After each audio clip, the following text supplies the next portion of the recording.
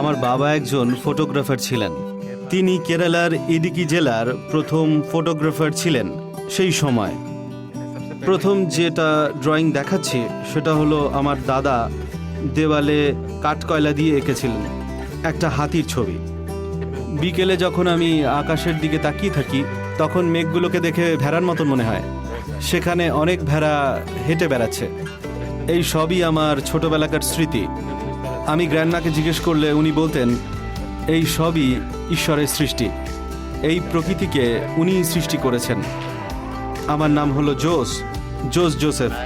কিছু মানুষের জন্য কার্টুনিস্ট, কিছু মানুষের জন্য পেইন্টার, কিছু মানুষের জন্য সোশ্যাল ওয়ার্কার, কিছু মানুষের জন্য আমি টিচার। আমি যখন হাই স্কুলে ছিলাম তখন আমার শিক্ষক আমাকে কিছু ওয়ার্ল্ড লিডার্সের ছবি আঁকতে বলেছিলেন। তখন আমি অনেকজনের ক্যারিকেচার্স ড্রয়িং করে বানিয়ে দিয়েছিলাম, আর সেই সবগুলোই স্কুলে ডিসপ্লে করে রাখা ছিল এবং সকলেই সেটা পছন্দ করেছিল।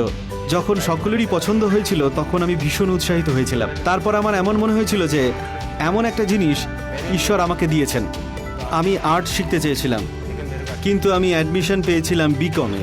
কিন্তু ইভিনিংয়ে ক্লাস করার পর ওখানে ফাইন আর্টস কলেজ ছিল, সেখানে গিয়ে আমি শিখতাম। আমার একজন বন্ধু ছিল, তার নাম ডেভিড। আমি তার কাছে পেইন্টিংয়ের ক্লাস করতাম।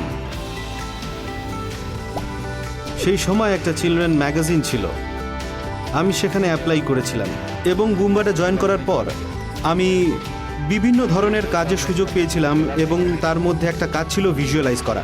প্রতিনিয়ত কাজ করতে করতে আমি অনেক কিছু শিখে গিয়েছিলাম।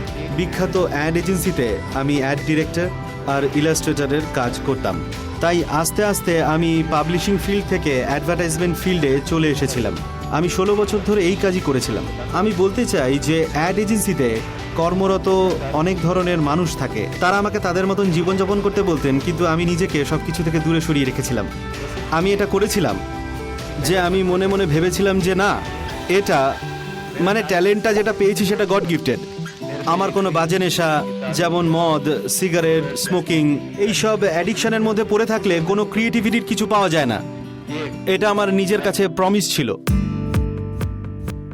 যখন ক্লাস শুরু হয়েছিল সবাই বলল যে কার্টুনটা কিভাবে করলে, কারণ তো আমি আর্টিস্ট নই। আমি তো কখনো কোনো সময় স্কেচ করিনি, কিছুই পারবো না। তাই প্রথমে আমি তাদের মনে একটা আত্মবিশ্বাস নিয়ে আসার চেষ্টা করেছিলাম। আমি ওদেরকে বলেছিলাম এই সার্কেলটা আঁকতে পারবে? ওরা বললো যে সার্কেল তো যে কেউ আঁকতে পারে। স্কোয়ার আঁকতে পারবে? স্কোয়ার তো যে কেউ আঁকতে পারে। ট্রায়াঙ্গেলও তো সবাই আঁকতে পারে। ঠিক আছে, এগুলো তো তোমরা পারবেই। এখন তোমরা বলো এই তিনটে বাদ দিয়ে এই ঘরের মধ্যে অন্য কোনো জিনিস আছে যেটা সার্কেল, স্কোয়ার, ট্রায়াঙ্গেল শেপে নেই? যখন তারা ভালো করে দেখলো টেবিলটা স্কোয়ার শেপে আছে, ফ্যানটা সার্কেল শেপে আছে, সব জিনিস তারা রাউন্ড শেপ, স্কোয়ার শেপে দেখতে পেয়েছিল। এই সব কিছুই হলো ঈশ্বরের দান। এই তিনটেই সিক্রেট কোড সায়েন্স।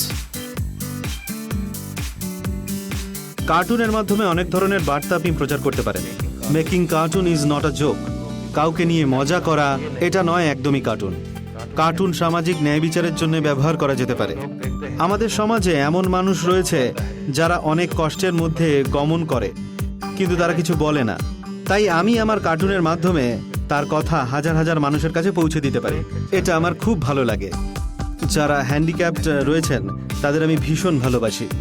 ছোটবেলা থেকেই স্প্যাস্টিক সোসাইটি অফ ইন্ডিয়া নামক এই সংস্থা মেন্টালি রিটায়ার্ড শিশুদের জন্য একটা ইনস্টিটিউট করেছিল। আমি সেখানে গিয়ে সেই শিশুদের ড্রয়িং শেখাতাম। আমি তাদের জন্য স্বেচ্ছায় এই কাজটা করতাম।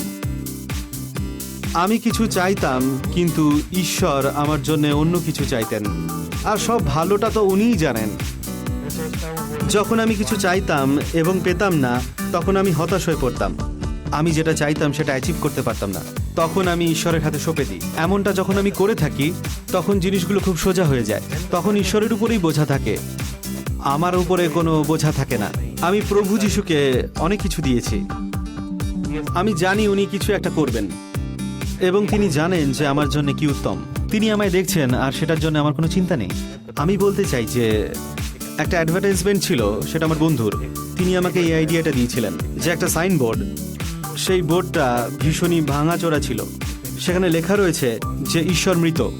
কিছু না, সেখানে কোনো ডায়লগই নেই। তারপর আস্তে আস্তে তার উপর ছোট ছোট গাছ, তারপরে সেটা বেড়ে ওঠে। তারপরে আস্তে আস্তে আস্তে আস্তে আস্তে আস্তে আস্তে সেটা বড় হয়ে ওঠে। যখন সেটা বড় হয়ে উঠলো পুরো, তার উপরে পাখি এসে বাসা বানাতে শুরু করলো আর ওখানে থাকতে শুরু করে। তবুও সেই বোর্ডে গড ইজ ডেড লেখাটা দেখা যায়। সত্যি ঈশ্বর মৃত? তাহলে এই গাছটা কোথা থেকে হলো? তাহলে এই বাসাটা কোথা থেকে এলো? মানে ওই পাখিটা কোথা থেকে এলো? ওর মধ্যে কে প্রাণ দিয়েছে? ঈশ্বর মৃত নন, ঈশ্বর সবসময় বেঁচে আছেন।